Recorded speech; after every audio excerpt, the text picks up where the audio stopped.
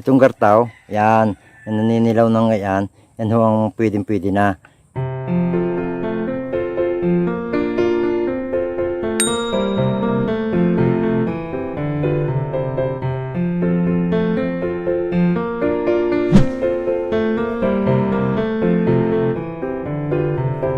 Hello, magandang umaga ho sa aking mga kapwa magsasaka at sa mga kapwa ko may hilig sa bukid. Ako'y na rin sa aming kakawan. Ako'y samahan ninyo ngayong umagang ito. Tayo mangunguha ng kakao at gagawin nating tabliang Batangas. Pakikita ko sa inyo paano gumawa ng tabliang Batangas. Arihaw, kukuha muna tayo ng kakao. Mamimitas tayo. Tulad na rin isang aray. Aray madilaw na. Ay aray pwede na. Ating kukuhanin aray. Yan.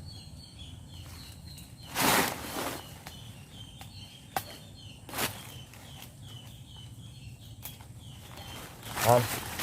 Nakadalawa na agad tayo. Yan. Ito pa. Ito ang aming kakawan. Yan. Oh, may mga bunga. Yan. Naninilaw na yan. Yan yung mga hinog. Yan ho. Ay kukun. Ito. Tulad nito. Papakita ko sa inyo kung ano ito. Ariho. Ay hindi pa maaray. Saka aray. Yan ho. Hindi pa maaring kuhanin yung gayaan. Itong gartaw. Yan. Yan naninilaw ng gayaan. Yan ho ang pwedeng-pwede na. Yan ang gagawin nating tabliya. Bibilad natin sa araw. Yan. Inyo, papakita ko pa sa inyo ang iba. Meron pa din ng ibang hitsura na mapapansin nyo ang kulay violet ay ariyo hindi pa hinog. Yung mga garnadine iba't iba, merong madilaw, merong mag-green. Yan ho, yung mga violet na yan ang kulay, yan ho hindi pa maaari. Yan, hinihintayin pa natin dumilaw ng kaunti itong mga ito. Yan, ito hilaw na hilaw pa to, ito malapit na. Yan kadamay. Ini ang bunga ho sabit-sabit lang diyan sa sanga. Habang mababa pa yung puno, inaririyan hanggang puno ho nabunga yan. Yung kakao, hindi para hungkuan. Alam mo lansunis, malalaking halaang. Kaya katulad ng lansunis kumamunga. Makaano lang yan, makabiting gayaan. Kaya lang malalaki, hindi katulad ng lansunis. Pero kumamunga laging abot hanggang puno. Yan, ito pa, mapapansin niyo. Aray, yan. Aray, puro hilaw nga lang ang bunga. Yan, hanggang puno, yan, pababa. Yan, ganyan niya kumamunga, kakao. Ilang puno din aring kakao na aray. Baka aray, aray man ipang sarili din lang namin.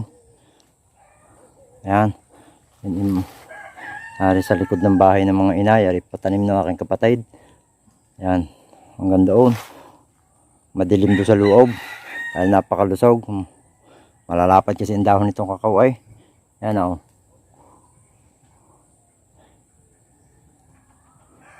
Samahan nyo ko, tayo magbibilad. Yan, arihaw, makikita ninyo. Ari nakuha ko pagkakadamay. Isaglit lang Ari, ilang minuto ko lang kinuha. Dahil mabababa pa naman yung puno, hindi pinipilot lang. Yung ginagayaw, pinapaikot lang na gayaw. Pitas na. Mapapansin nyo yan. Puro dilaw. Yan ang ibig sabihin ay yan ang pwede na. Mga hinog na yan. At saka ito pwede pang isang testingan ninyong kakalugain. Pag nakalug yan, siguradong yun pwede. Magulang na. Talagang ready na siyang biyakain para gawin nating tabliya.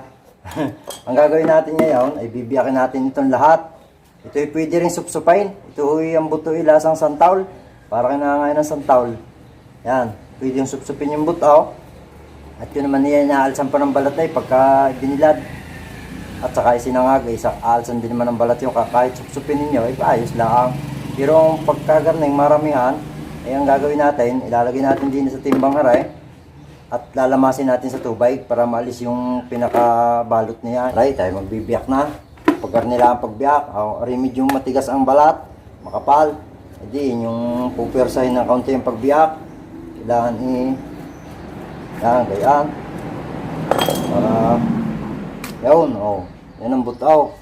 Kung gusto nyo supsupin pwede. Katulad na rin. Yan. Matamis lasa nga ang santaul. Sarap. Ayan ito yung inaalis ang balat. Yan, yung maputing yan. Yan ang inaalis sa supsop. Yan kaya sinusupsop yung, kaya ko naman siya lalamasin sa tubig Hindi ko man huwari masusupsup lahat at napakarami. Ay di yan. Akin nung lalamasin na lang sa tubig para maalis yung kulay puti na yan. Na balat ng buto. Pinakalahor. Ang tawagin din sa amin sa Batangas, lahor. Pag inalis natin yan, ay di may bilad na natin. Lalamasin natin din sa timba.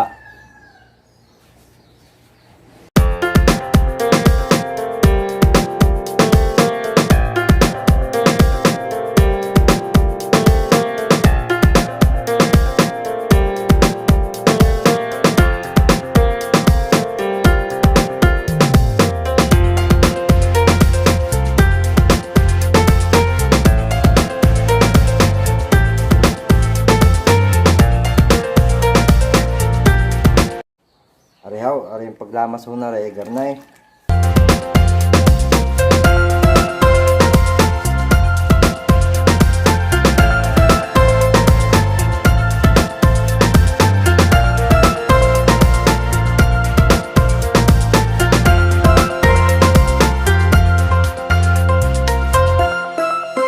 Yan ho ang itsura ng aking nilamas na mga butaw.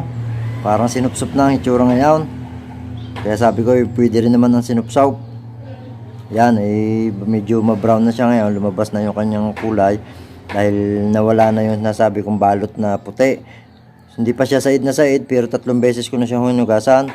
So, pwede na rin siya. Pwede na natin siya. Ready na sa pagbilad. Pwede na ibilad yung ganyang itsura. Ating bibilad na ngayon. Garni house, sako lang ng dinuradaw. Hindi ko lang ibibilad. Tingnan niyo.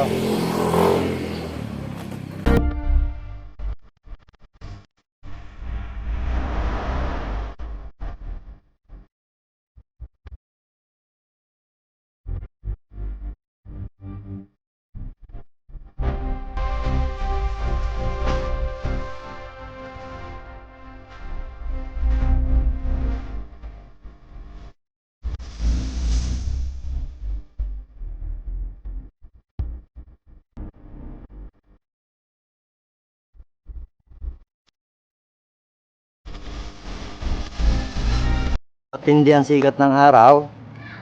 Yung maghapon talagang mainit ang araw. 2 araw hong bilad ayos na. Pwede na. Ang gayan. Mapapansin ninyo, ito, 2 araw na siya nakabilad. So, ito na yung lulutuin naman natin mamaya. Ito ipapakita ko sa inyo paano siya magiging tabliya. Itong ganito. Yan o. Ganyan siya pag natuyo. Yan o. Wahiwalay na. So, ito naman, pagka tuyo ng ganito, sasangagin natin mamaya hanggang sa ito yung maging kulay itim lahat at aalisin natin itong balat na ito. Tayo ay magsasangag na ngayon ng ating nasabing kakao.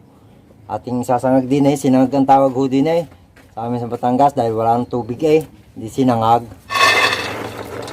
Ayan ha, nagsasangag. Ito yung ating pinatuyaw. Pinatuyong butaw. Hinahalo ito ng hinahalaw hanggang sa ito ay maging kulay itim. Parang sunog na ang kulay. Saka natin titigilan. Tapos na. Yan, arihaw. Mapapansin nyo, medyo brown na, halos itim na. Pag ariho kulay itim ng lahat, ayan, bali luto na yun pagka itim na rin lahat. Bali hintay natin maging kulay gana rin lahat. Ay, wala pa yata ang kulay itim na lahat. Pag yan ganito ng lahat, yung pirasong itaw yan. Pag yan puro ganito naka-itim, yan ang iluto na. Wala ko itong oras, basta kung kailan siya umitim ng lahat, edi ibig sabihin nun luto na. Pwede nating balatan. Babalatan pa ho ito pagka ating napaitim lahat. Basta halo lang ng halaw hanggang sa umitim. Yan. Ito ho, papakita ko sa inyo. Ito na yung nasabi ko sa inyo, final na luto. Bali halos itim na siyang lahat. Yan, pwede na ho yung gayan. Napakainit pa, bagong ahon talaga. Ngayon, babalatan ho natin ito. Alisin natin yung balat. Mainit pa. Masarap pong alisin yung balat habang mainit pa. Napaka-crispy ng balat niya. Madali yung pisukain. Yung gagarnihin, natawag na pinipisaw. Ngayon, pag nawala na pisok ninyo yung balat, lalabas yan. Tingnan nyo, itong original na chocolate. At papakita ko sa inyo ang aming matanda pa ho sa akin aray. Arihong ako'y 46 anyos na. Ay ariho baka hindi lang si tinta ang anyos na ray. Yan. Ano ang aming gilingan. Ito'y napakatagal na. Ilan na ho ang namatay na lolo ko na ginagamit pa ho ito. Dito namin gigilingin niya yan. Pagka nabalatan natin lahat ito, ay ito'y medyo kailangan natin, it will take time talaga pagbabalat nito. Kailangan matyaga kayo ng kaunti. At ito iisa-isahin talaga ninyo. Hindi mo babalatan na rin ng kukuyumusin lang eh. Kailangan nyo isa-isa talaga. Ayan. Saka ko pakikita sa inyo, gigilingin natin dito sa ating antique na gilingan. Yan, ariho ang itsura ng pagka naalisan na ng balat. Ariho merong itay, merong brown, merong light brown. Iba't iba, depende sa klase ng butong ating inanaw, ating sinangag. Yan ready na ho itong ganito sa paggigiling. Yan, ariho ang ating gilingan. Pakikita ko sa inyo kung paano magiling aring aking ginagawang tabliya. Ay, arihaw, ilalagay natin garnay sa kuwan, sa itaas. Teka, hindi pala kita yung itaas na yawn. Ay, sus Mariusep, kahirap ka na rin. Yawn. Yan.